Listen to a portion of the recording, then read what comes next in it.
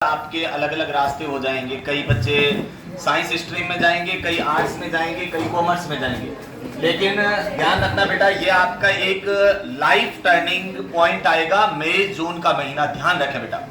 और उसके लिए मैंने पहले भी बोला था, या तो आप लोग क्या है कि पहले ही अपना गोल सेट कईयों ने तो कर रखा होगा, कईयों के पेरेंट्स ने कर रखा होगा और कईयों ने खुद ने सेट कर रखा होगा कि मुझे आगे जाके लाइफ में क्या बनना है।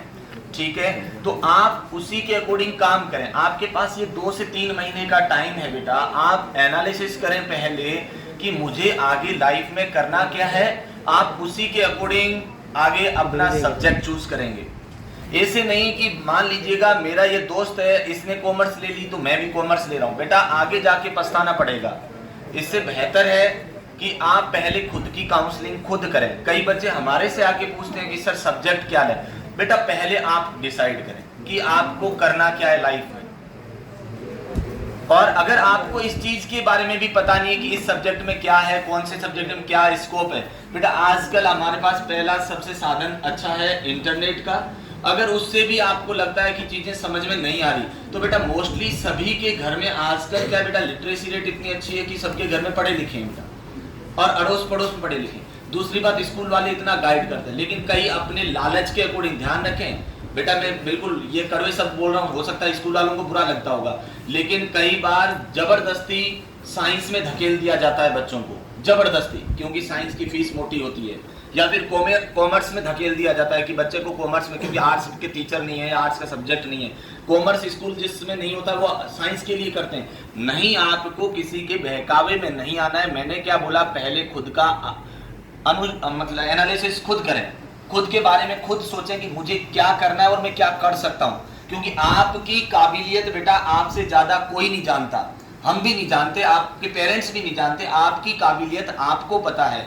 तो ये चीज जो है ये आप पहले सोचना, विचारना कि मुझे करना क्या है। क्योंकि अभी तक तुम्हारे में से 90% बच्चों ने बिल्कुल भी नहीं सोचा है कि मुझे करना क्या है। बेटा अभी तक 10th तक तो वही सब्जेक्ट चले आ रहे थे, 5th पास हुए, 6th में गए, 6th पास हुए, 7th में गए। हमें ये मानसिक दबाव नहीं था हमारे ऊपर कि मुझे सब्जेक्ट क्या लेना है और इस सब्जेक्ट में मैं आगे कर क्या सकता हूं। इसलिए आप लोग जब सब्जेक्ट चुने तो प्रॉपर ध्यान दें। अपने जो सीनियर्स हैं, जिनको आप अपना आदर्श मानते हैं, आपको पता है कि मुझे आईपीएस बनना है, तो आपका आइडल कोई भी आईपीएस अधिकारी है या जो भी आपके गुरुजन है, बेटा उनसे कंसल्ट करना कि मैं इस फील्ड में जाना चाहता हूं, मुझे क्या करना पड़ेगा, क्या क्या सब्जेक्ट चूज करने पड़ेंगे, आगे क्या परेशानी आ सकती है, समझ रहे हो ना। और आप उस फेलियर शख्स से जरूर बात करना जो फेल हो रखा हो, क्योंकि वही बता, जो सक्सेसफुल पर्सन है बेटा वो केवल सफलता के राज बताएगा।